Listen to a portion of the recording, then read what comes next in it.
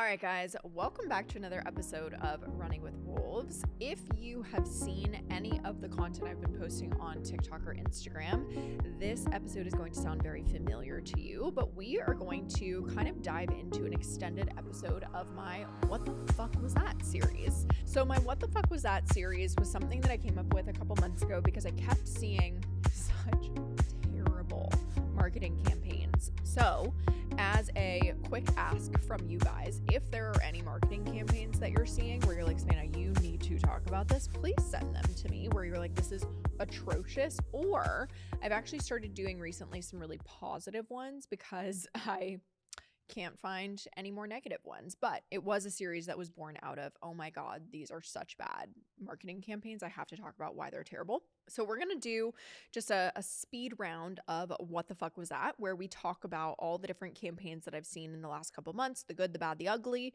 and we're going to talk about why they worked and why they didn't. So I'm excited for this one.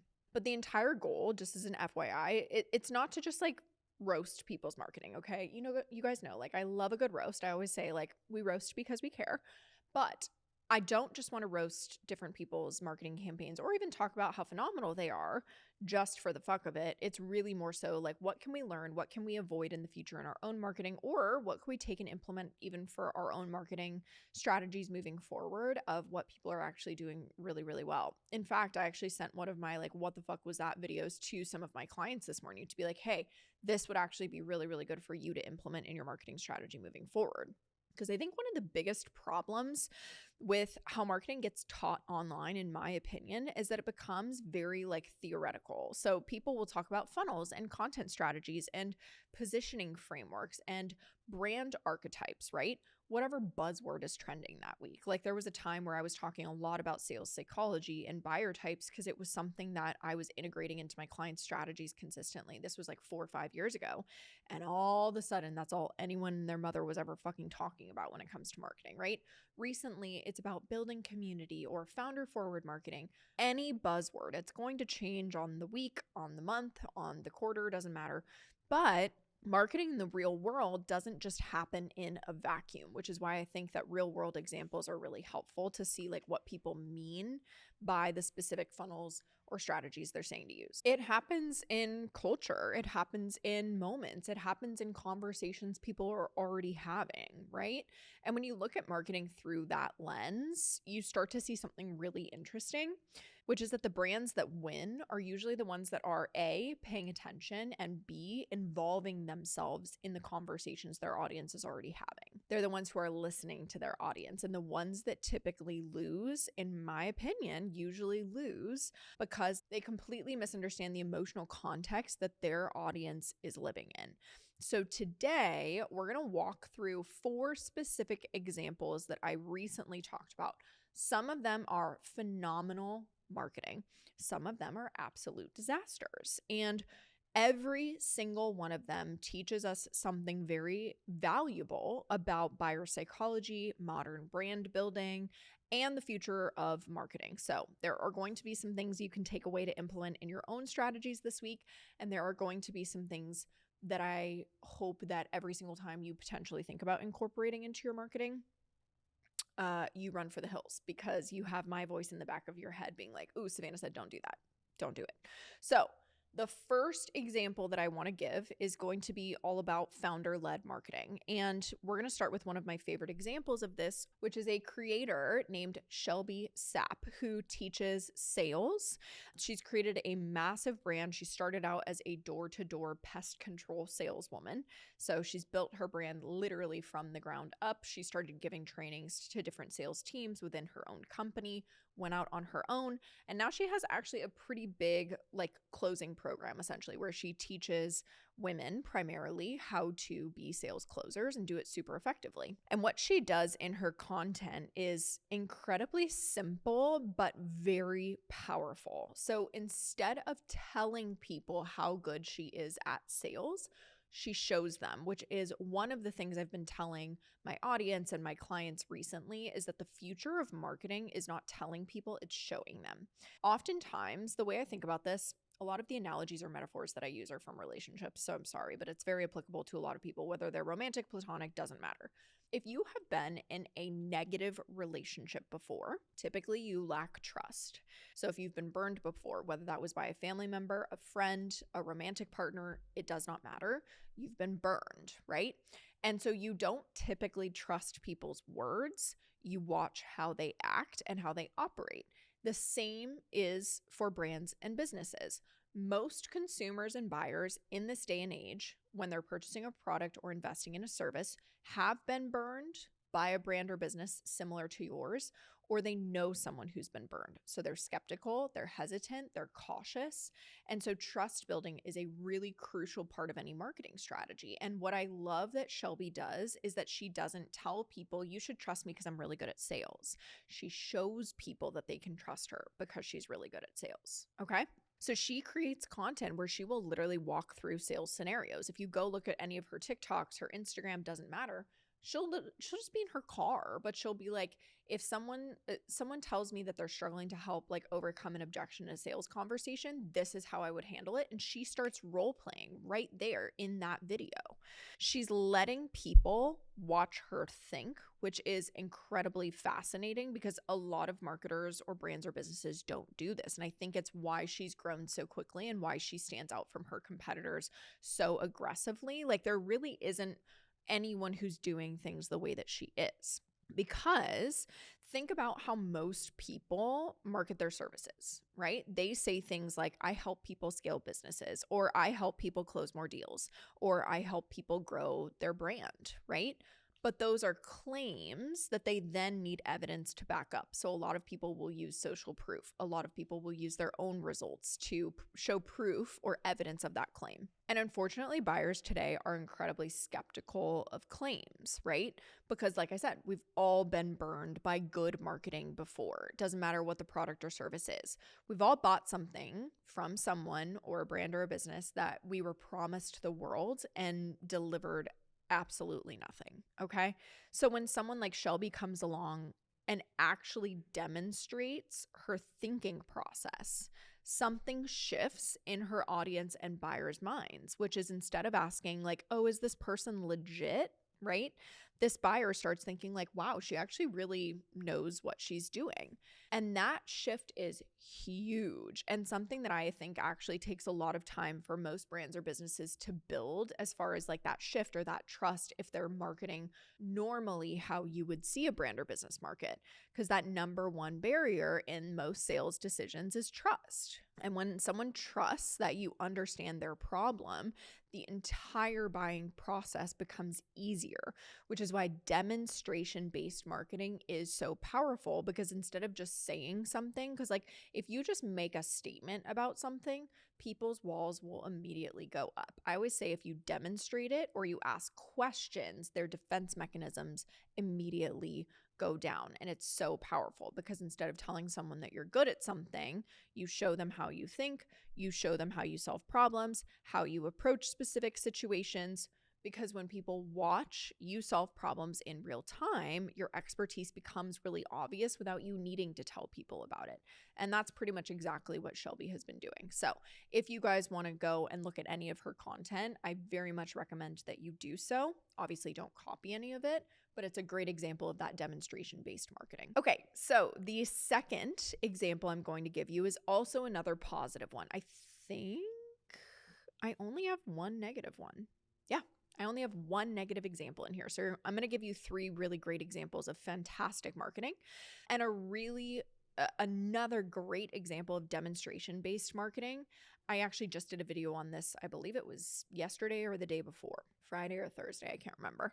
But another really incredible example of this comes from a salon owner that I saw on TikTok. Now, this salon owner owns a place called Smooth Salon, which I believe is in Phoenix. Don't correct me if I'm wrong. And what she does in her content is something that honestly I wish more service providers would do, which is showing her consultation process. And I know that there's a lot of people in the beauty industry who are starting to do this now, which is great as far as showing their consultation. But I think she does a lot of things differently than even other people showing their consultation process. I actually was talking with some of my clients about this because I gave it to them as an example today as well. And something I mentioned to them was that this video that I saw of hers was almost, I call it like a triple threat, basically, right? Where it does so many things all at once for you. It's content that would probably go viral, which it did, which is why I saw it. It would create a ton of engagement and trust, but it would also convert people into a potential client or booking for her. So this one video I saw of hers, and if you want to see the actual video, go look at my page because you can see it from there. She does such an amazing job. She analyzes her client's hair on camera, explains why certain approaches work or don't work. She breaks down the reasoning behind her recommendations, and she even talks through her client's potential hesitations, concerns, or objections around the treatment she's going to use for her hair. Okay, so this video does so many different things, and this video is a transformation video. So it shows the before of her hair and the after of her hair when she does it. Okay, not only does this show the before and after of her work, it also immediately grabs people's attention who have hair similar to her clients. Her client had type 4 hair, which unfortunately most people in the beauty industry are not taught how to handle that kind of hair. Okay, so her hesitation in coming to this new salon was, are you going to be able to handle my hair? Here's what I've tried before. Here's why it hasn't worked. Here's what I've been told to try. Here are my concerns or hesitations around it. Immediately, it uses a sales psychology tactic called identity, which is to immediately get people to identify with what you're talking about in your marketing. So someone who has type 4 hair or unruly hair that's a little bit more difficult to manage, maybe it doesn't work with certain treatments or services or things like that, would be like, yep, that's me too. I've tried that as well and it hasn't worked. Or,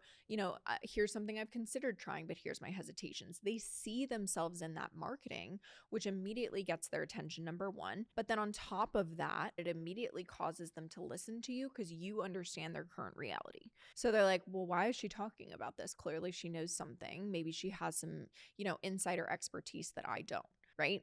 Now, if you're someone who gets their hair done regularly, you know that the trust between your stylist and you as a client is everything. It is crucial. People are literally trusting you with their appearance, which means they want to feel confident that you know what you're doing, that you're not going to fuck up their hair dramatically, right? And this creator is so brilliant because she's letting people and potential clients see exactly how she thinks, how she operates, how she, figures out what's going to look best and what isn't on a client. She shows them how she diagnoses problems with a client's hair, evaluates hair types, how she decides on solutions. And that transparency builds trust pretty much immediately because instead of guessing whether she's good or not, you can actually see it. And this is something that so many service providers, I think, really overlook because your process is one of your biggest marketing assets because typically it's pretty unique, right? People love watching experts work. Think about cooking shows, right? Think about behind the scenes documentaries. Think about interior design, like home renovation shows. Think about any form of content where someone is mastering a craft. Watching someone work is fascinating. And when you bring that energy into your marketing, your audience starts to feel like they know you before they ever work with you. And that familiarity, that trust makes it dramatically easier for them to choose you versus your competitors. Okay, let's talk about a completely different example. For those of you who watch trash reality TV, you will know the intersection that I'm talking about. For those of you that don't worry, I'll catch you up. It's pretty simple to understand. So I myself am a lover of trash reality TV. And when it intersects with a founder, a business owner that I already know of, immediately binging it, okay? So, as most of you guys can guess who I'm talking about, Amanda Francis is the newest cast member of the Real Housewives of Beverly Hills this season. And before she was on the show, she already had started, founded, and scaled a company all the way to 8 figures, actually. So she's very successful. teaching manifestation and money mindset. Now, I am not here to talk about whether or not she's a scam artist because I know that conversation is going around the reality TV world, okay? I'm here to really more so talk about her marketing and her ability to shift, I would say, criticism and controversy into like actual sales, because it was pretty wild seeing this happen in real time. She recently was kind of the feature or like focal point of a specific episode this season, and she hosted what she was calling like a manifestation dinner for her castmates, okay? She put a lot of time and effort and thought into it, and she wanted them to experience the work that she does with her clients, and the internet had a lot to say about it, obviously. Some people thought it was amazing, some people thought it was fucking ridiculous, and a lot of people were making fun of it, right? But here's the really interesting part is that she did not sit here and like try to defend herself. She didn't create content around like why it was actually a great idea and no one understands her and blah, blah, blah. She didn't try to argue with critics. Instead, she actually turned the dinner into a fucking digital product, you guys. She created a product where people could basically experience that manifestation dinner themselves. It was essentially a masterclass, and I thought it was a really brilliant marketing move because sometimes something that founders forget is that not everyone is your customer, okay? The people mocking her online were never going to buy from her anyway, right? But the people who already believed in her brand or even believed in manifestation as a whole, money mindset, things like that, and the people who watch that show who also believe in that were potential customers.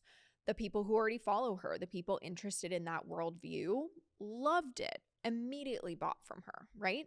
And it's one of the biggest mistakes that I think brands make, which is that they try to convince skeptics instead of serving their believers. Marketing is not about convincing everyone, and I actually believe firmly that if you are marketing correctly, what your marketing will do is it will deter people who are not your target audience, and it will actually bring people in who are your target audience. So having that polarity almost and having people be like, she's fucking crazy, I don't like her, blah, blah, blah.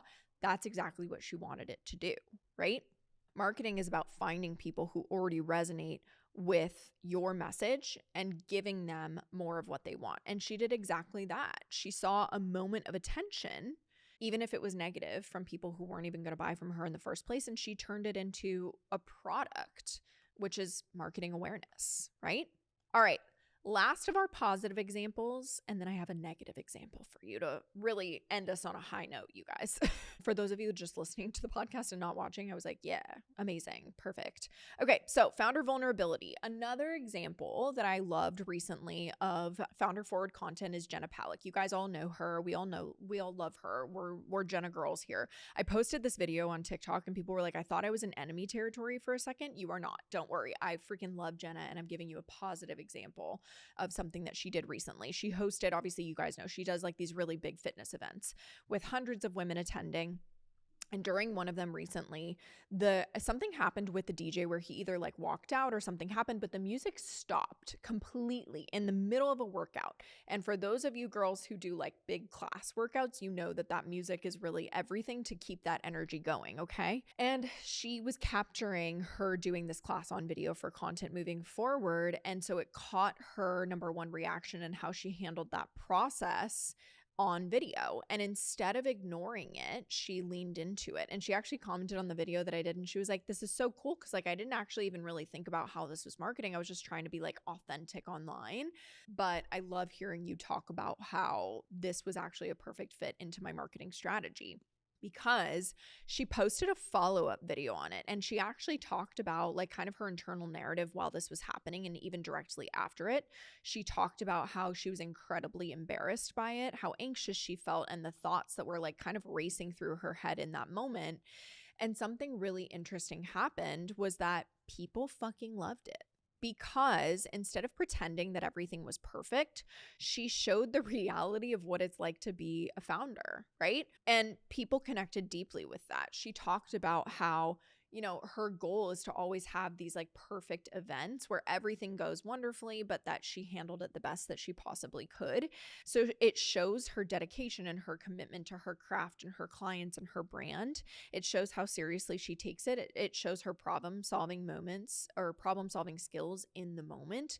And it was really interesting because I think that something that I've seen pretty consistently with brands and businesses and like people's perception of them in marketing within even the last year, I would say, is that people are so sick and tired of like the overly perfect version of brands and businesses.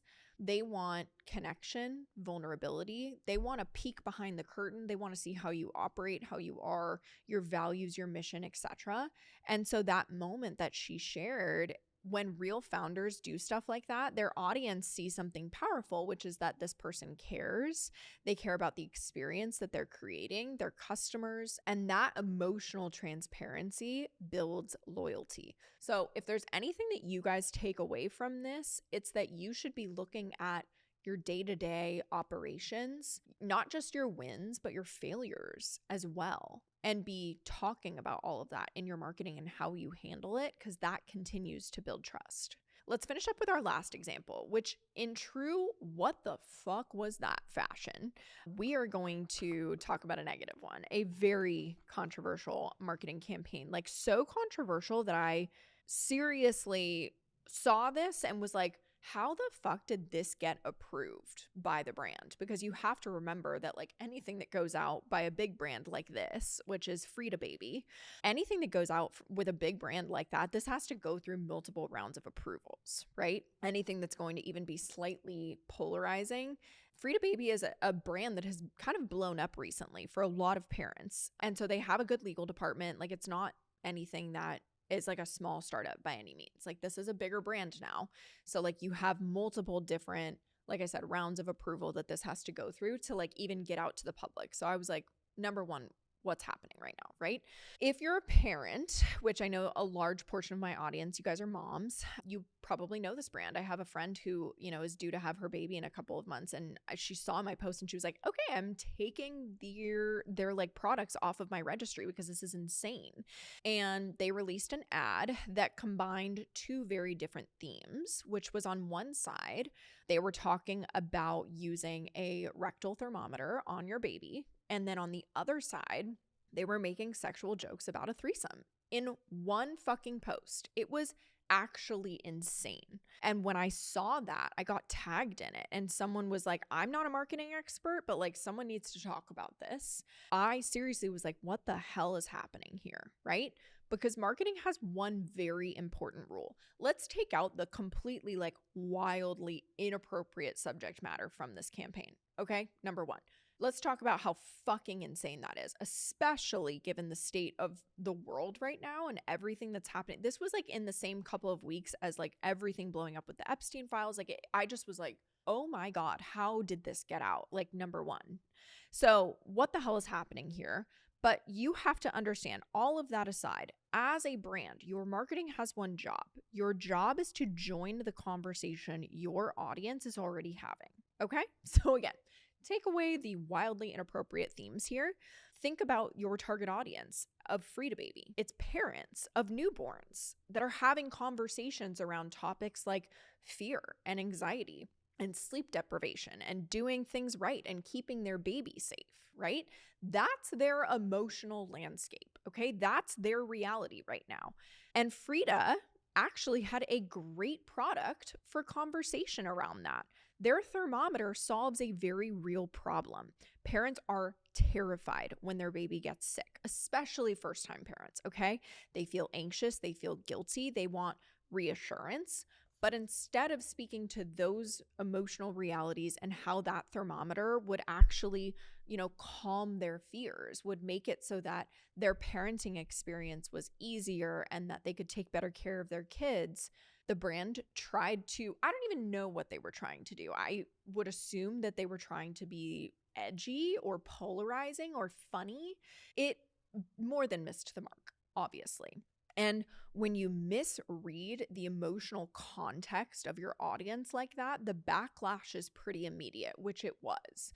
Like, this is something where there were hundreds of thousands, if not millions of comments around this campaign and people being like, we're boycotting Frida Baby. Like a move like that can ruin a brand, which honestly, if that's what you're talking about and that's part of your values, maybe it should, but that's neither here nor there. So all that to say, it was a massive marketing failure because the brand ignored the emotional state of their audience. And you have to remember that marketing isn't just about attention or being polarizing. If you want to turn it into sales, it's about alignment. It reminded me a lot of it was technically like, it was a less inappropriate campaign that happened, but it was the Bumble campaign.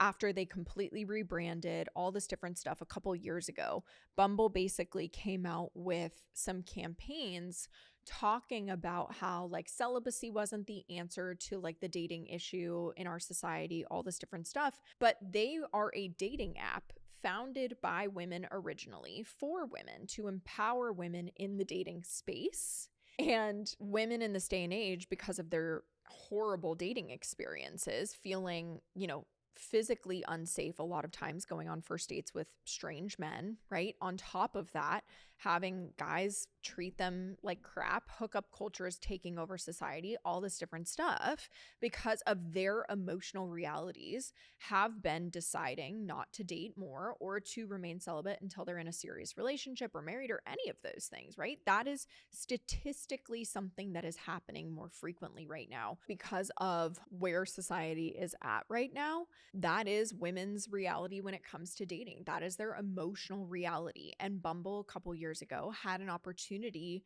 to, after they rebranded and they made some updates to the app and things like that, they had an opportunity to become a part of that conversation and talk about how their app is a solution to that.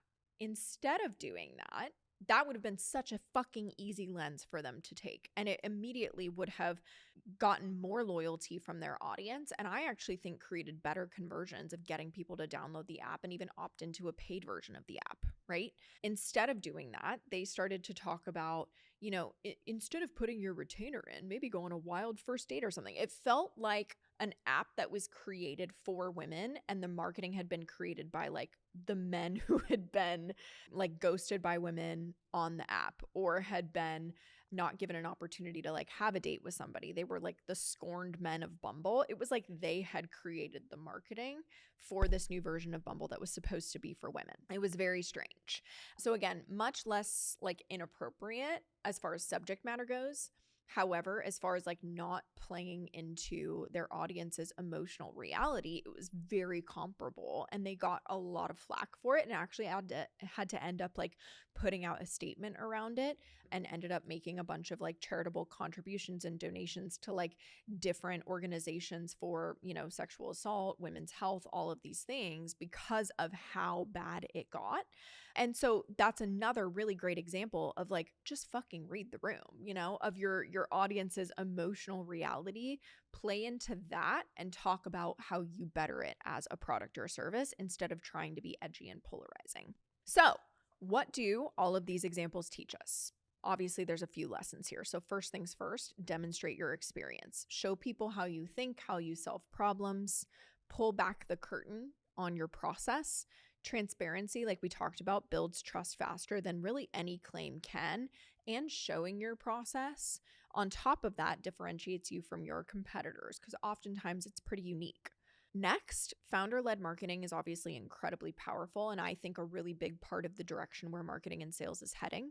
People trust people more than they trust brands. And lastly, always understand and play to the emotional context of your audience. Marketing works when you speak to the conversations your target audience is already having. And when you ignore that context, things can get weird or inappropriate or negative or can literally shut down your brand very fucking fast. So with all that being said, number one, if you guys have any brands, marketing or sales campaigns, things like that, where you're like, oh, Savannah, I want to hear your thoughts on this, tag me on social media so that I can do a review of them.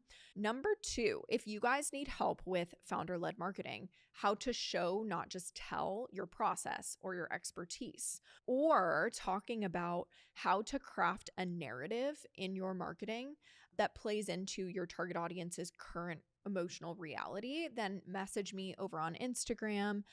As always, I put the application and the inquiry form to work with me in the show notes. So if you have more than just questions and you want my support doing that as you move into the next phase of marketing and sales for your brand or your business, then definitely apply there. Otherwise, I hope you guys enjoyed this episode, and I'll talk to you in the next one. Bye, guys.